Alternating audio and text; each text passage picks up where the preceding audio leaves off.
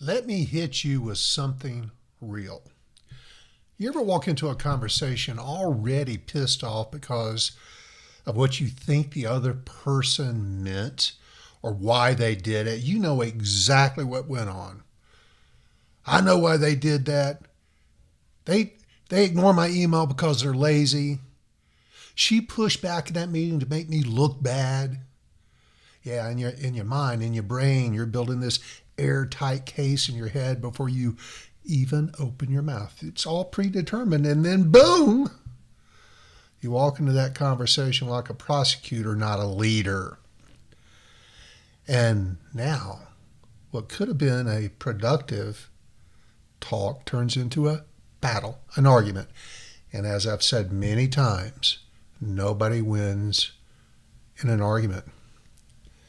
If this is hitting close to home, good, because today we're pulling back the curtain on one of the most dangerous habits that destroys trust, kills collaboration, keeps managers from ever becoming leaders, destroys productivity. You miss goals. People don't do what you want them to do. Yeah, that's a lot. If you get this part down, you're going to start mastering difficult conversation and getting very, very confident with it. Stop inventing intentions. This is chapter 3 of my book, The Roadmap to Difficult Conversations. And I promise you, it's going to change the way you approach every tough conversation from here on out. Conversations between you and your peers, you and your boss, you and your loved ones at home, your friends. And if you're new to this show, welcome to the Business Mechanic Show. I'm your host, Vaughn Sigmund, co-founder of Results Driven Leadership. I turn managers into leaders. And before we get into it, don't forget to like, share, and subscribe to the show.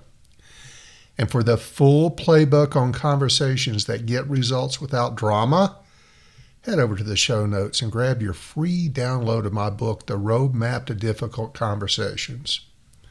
That book is packed with tools, tactics, and real talks, everything you need to help you master the moments most managers are screwing up. Let's dive in. Let's call it what it is. Storytelling gone wrong. You know, you do this maybe dozen times a day. You're determined that you know exactly what's going on or what happened. You know the story. Your brain has told you the story, but has it?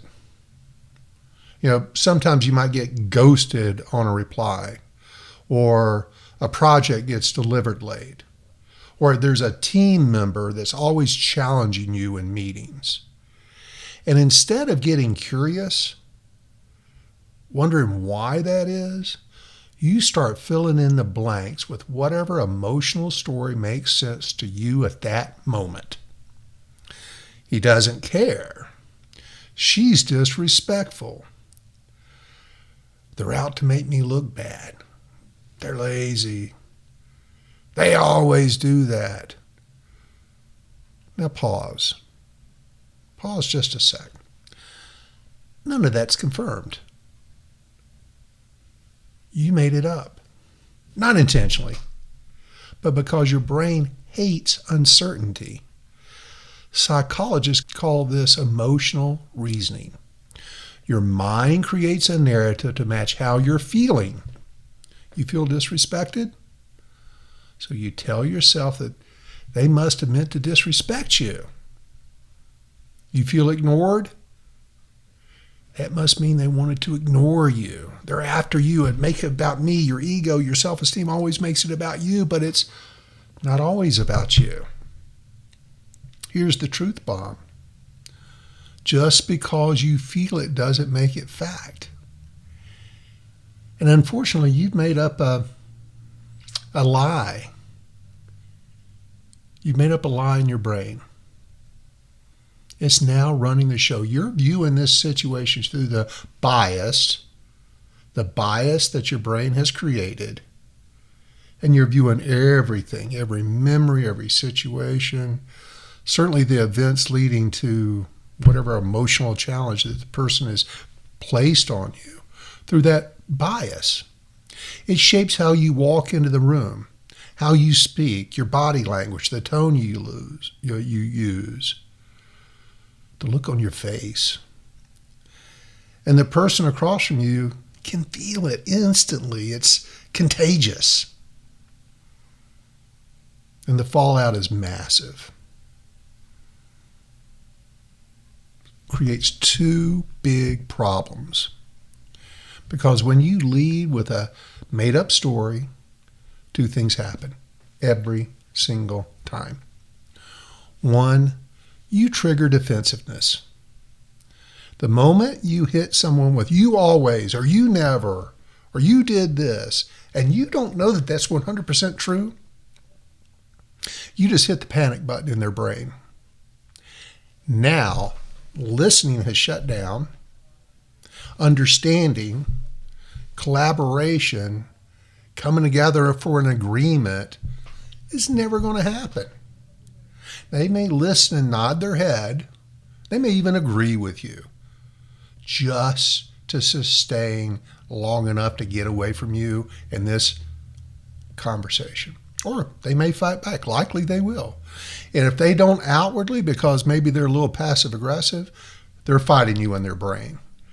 And you know what they're thinking? You're wrong, you're wrong, you're wrong, and that's all they're hearing is their brain telling them you're wrong.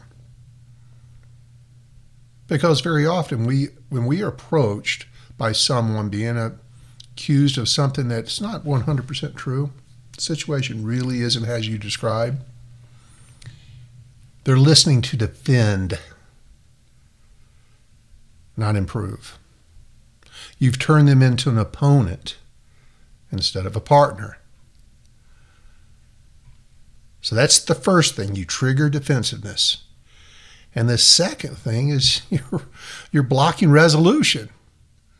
When you're fixated on your version of the story and we're not having a conversation to get their side or what in their reality happened, you're no longer looking for a solution. You're looking for validation that you're right. You want to be right. We all want to be right. But being right can very often be very wrong.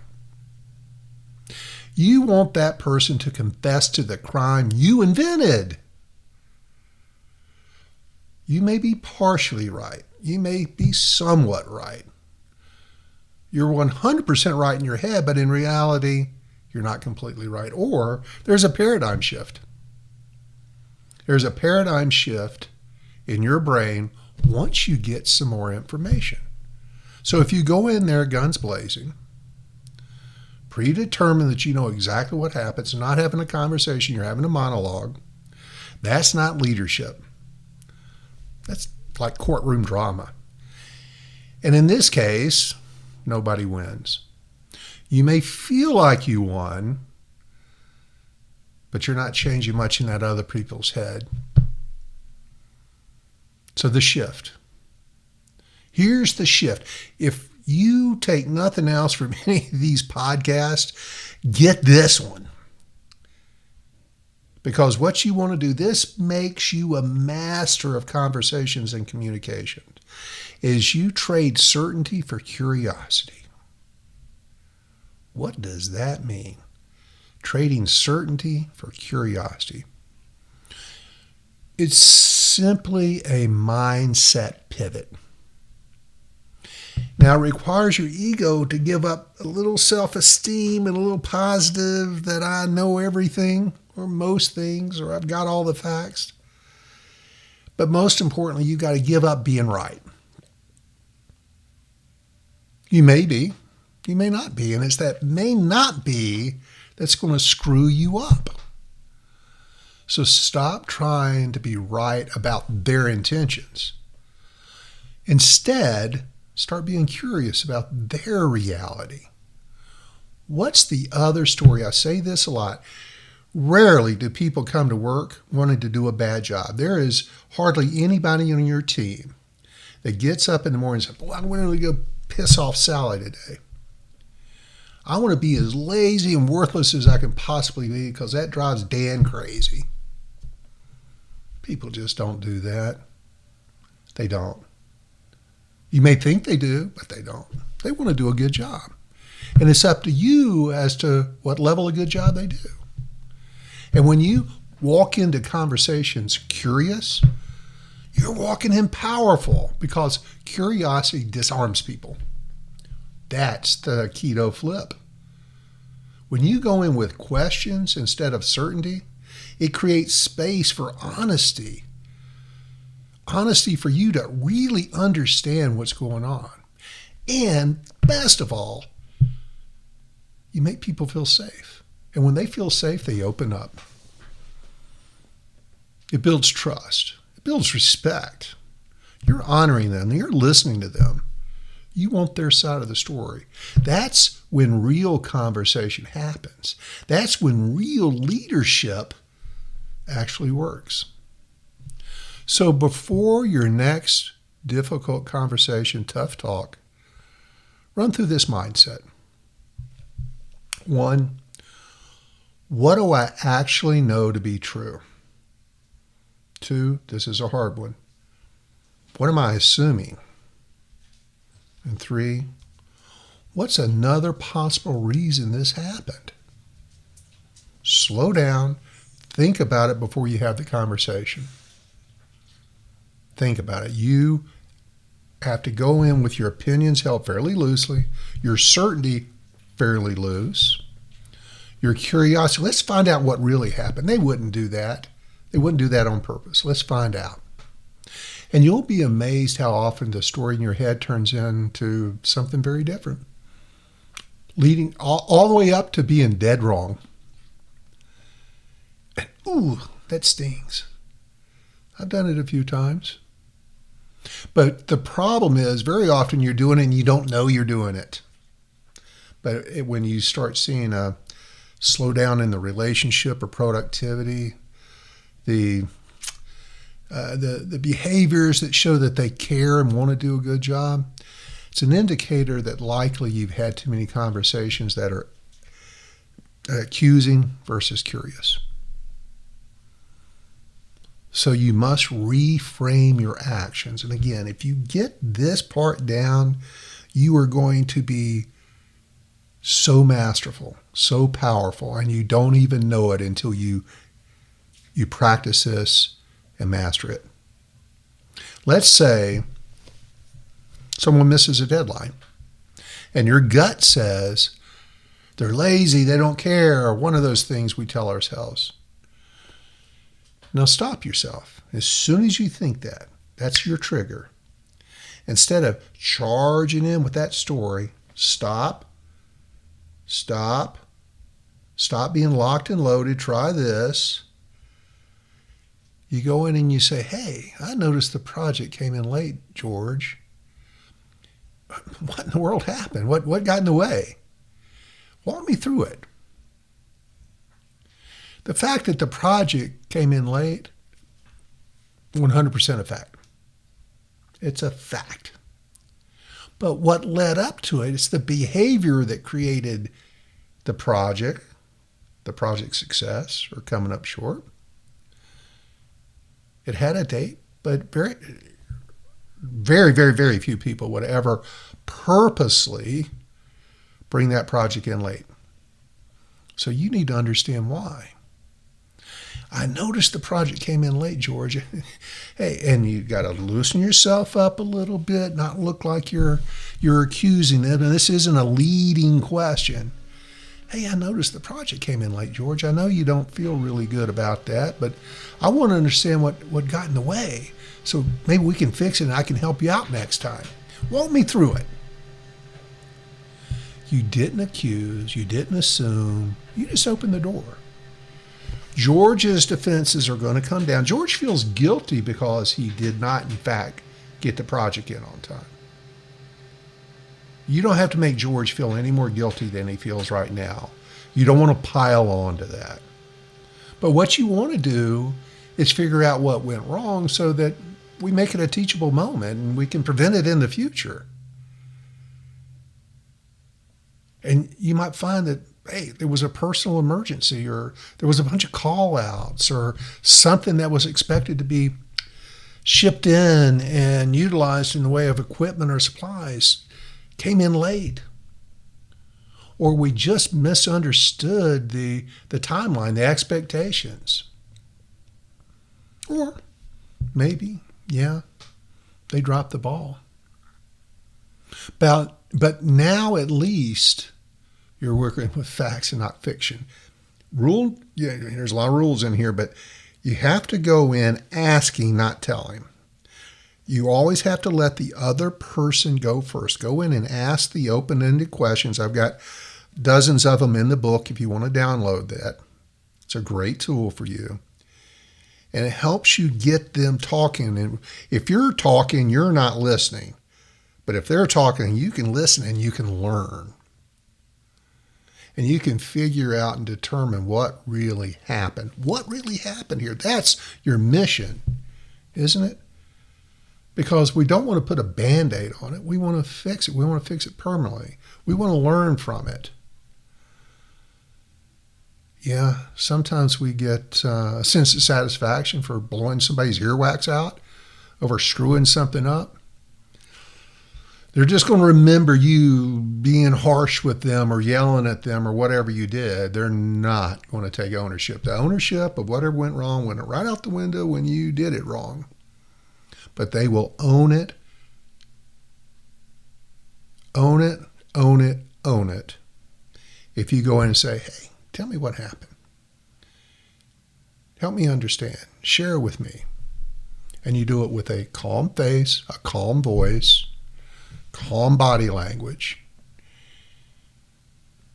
And you start working with facts, not fiction. Listen first, get all the facts, fill in the gaps of your knowledge, create a pool of collective knowledge. And that person, when they don't feel accused, well, they don't get defensive. I know you've gone into conversations where you wanted to straighten somebody out and they just push back, push back, push back. That's their defensiveness. That's their ego protecting themselves. But if you reverse the order of conversation, they go first and you just ask a bunch of curious, open-ended questions, changes the landscape of the conversation dramatically. And now, instead of an argument where they're not listening, you're having a productive conversation that not only helps solve the problem, but it builds trust and builds respect. So what does this look like in leadership? Let me be clear. This doesn't mean you're letting people off the hook. So don't misunderstand that. You're still holding people accountable, but let me tell you, their ownership when they tell you what they did wrong or what went wrong changes dramatically rather than you tell them what they did wrong. It's just the way the human brain works. You're just starting from a place that gives the conversation, the solution, a fighting chance. You're removing the landmines before you step on them. Yeah, there's an old Southern saying, I smell what you're about to step in. Remind yourself, smell what you're about to step in. Know what's coming, because if you do it wrong, you're going to have poop on your shoes.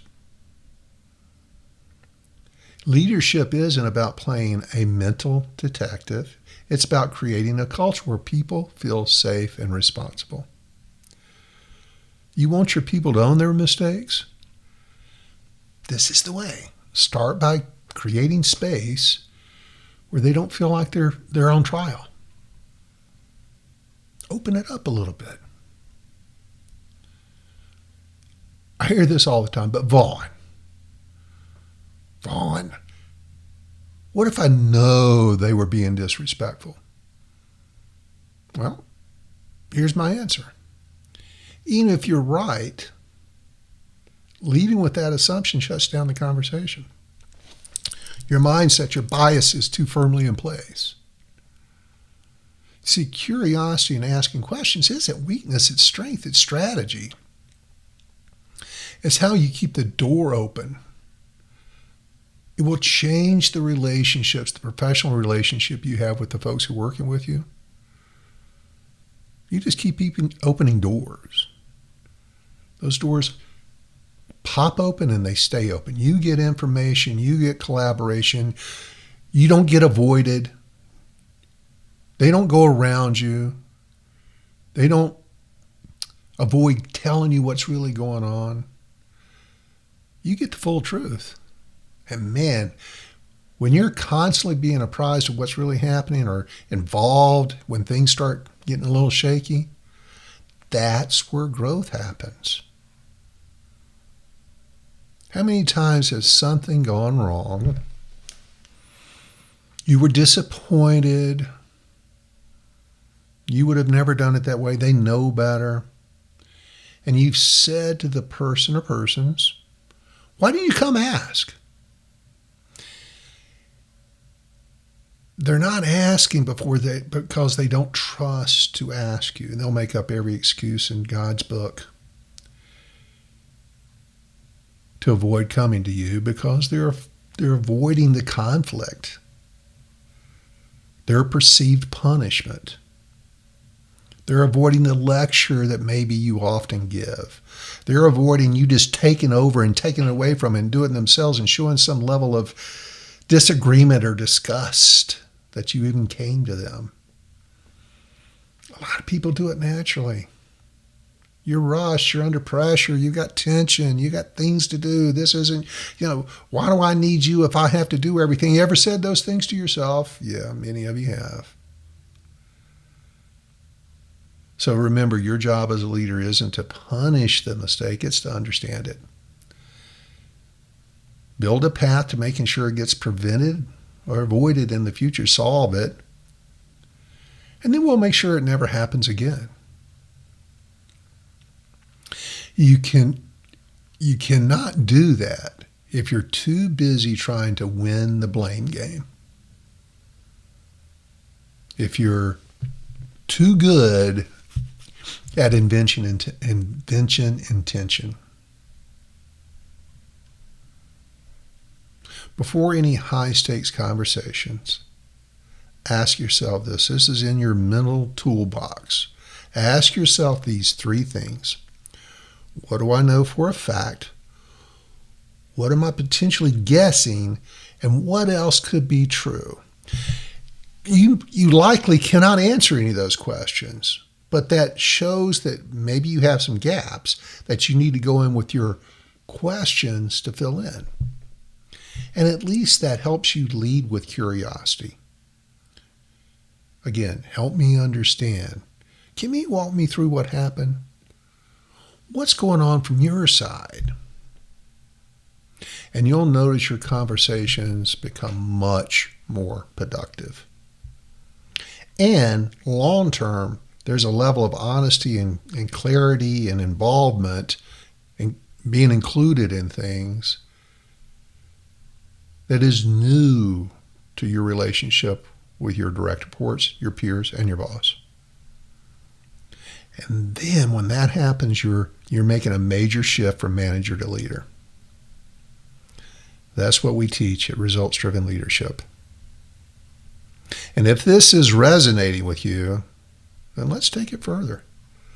Go to the show notes right now and grab your free copy of the book, The Roadmap to Difficult Conversations. It's the ultimate tool. I spent a long time putting all this together for you. It's the ultimate tool to help you lead through the mess without losing your cool or your team. And you will feel so much better about what you're accomplishing. And while you're at it, like the episode, share it with someone who needs to hear it, and please subscribe so you never miss a new lesson. It helps us with the algorithm. And for sure, visit rdltraining.com. That's Romeo Delta Lima Training.com to see how we might be able to work together. You and your team, you one-on-one. I'd love to work together with anyone listening or any company listening to help turn you as a manager or your managers into leaders. Leaders who don't just run teams, they transform them. It makes life easier. Let me tell you, there is nothing that will make your life easier than what I shared with you today. So that's it for today's episode of the Business Mechanic Show. Stop telling yourself stories. Start leading with curiosity and watch how fast your team levels up. Now get out there and get after it.